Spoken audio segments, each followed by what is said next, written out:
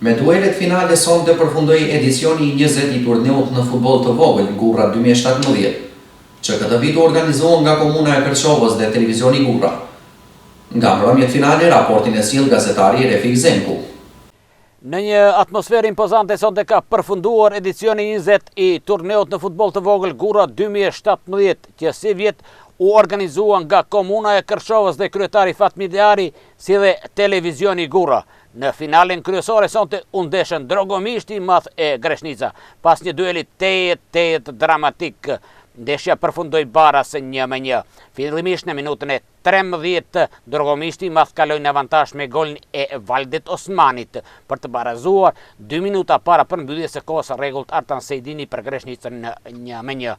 Pasoi ekzekutimi i penaltive me çrast me rezultat 2-3, ja doli që të fitoj Greshnica dhe të jetë fituese e edicionit të 20 të turneut Gurra 2017. Pas përfundimit të këtij edicionit të turneut, pasoi ndarja e shpërblimeve për më të mirët, me çrast të Greshnicës takoi titulli, pozita e 2 Drogomishtit madh, ndërsa pozita e 3 era Medikës.